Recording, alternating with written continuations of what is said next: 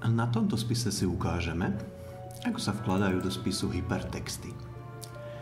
Hypertexty umožňujú pridať do textu hypertext, na ktorý môžete neskôr kliknúť a zobraziť si obsah objektu, na ktorý hypertext ukazuje. Je to vlastne rovnaký princíp, ako využívate v internetových prehliadačoch. Čo si môžeme predstaviť pod pojmom objekt? Je to ľubovoľná informácia, ktorú vkladáte do programu. Môže to byť úloha, dokument, firma, faktúra alebo zariadenie alebo čokoľvek iné. Na to, aby som vás naučil vkladať hypertexty, som si pripravil tento spis. Na tieto miesta vložím vzorové hypertexty, aby ste videli, ako výrazne sprehľadnia celý tento systém. Na tejto záložke úlohy mám nejaké 3 úlohy. Samozrejme, môžem ich stále otvárať odtiaľto, ale v kontexte ich môžem vkladať ako hypertexty priamo sem a vďaka tomu získam na tomto mieste možnosť rovno kliknúť a zobraziť si obsah tej úlohy, na ktorú hypertext ukazuje. Tak poďme na to. Na mieste, kde chcem vložiť hypertext, kliknem pravou myškou, vyberiem funkciu Vložiť odkaz. Keďže idem vkladať odkaz na úlohu, kliknem úlohy a nechám si zobraziť výberový dialog na úlohy. A postupne tieto jednotlivé úlohy povkladám ako hypertexty. Takže najprv vložím prvý hypertext, teraz rovnakým spôsobom vložím druhý hypertext a vložím sem aj tretí hypertext.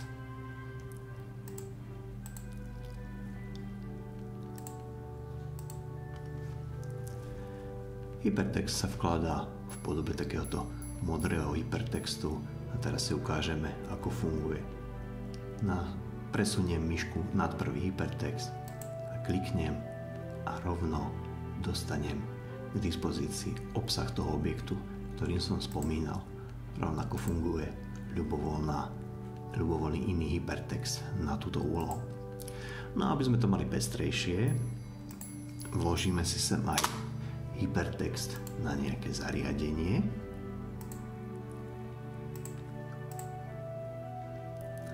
Napríklad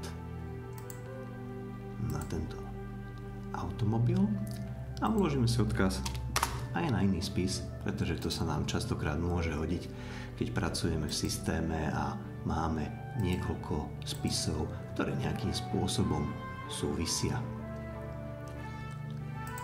Napríklad tento spis, v ktorom som prednedávnom robil iné video.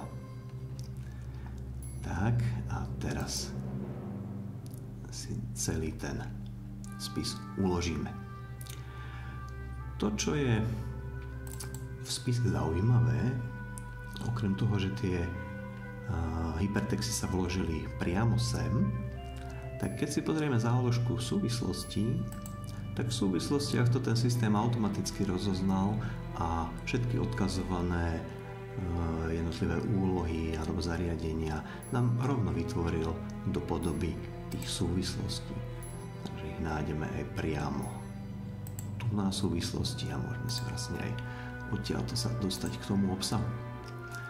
To, čo je ale rovnako zaujímavé, je vtedy, ak v systéme používate Infobox. Infobox je tá plocha, ktorá sa zobrazuje tu na. Keď si pozriete pôvodný spis, tak tu vidím ten spis nejakou formou formátovaný a podobne je ten spis formátovaný aj v Infoboxe. V Infoboxe to funguje mierne odlišne. Keď kliknem na ten hypertext, tak sa mi vlastne zobrazí len informácia zo samotného Infoboxu. Neotvára sa samotný objekt.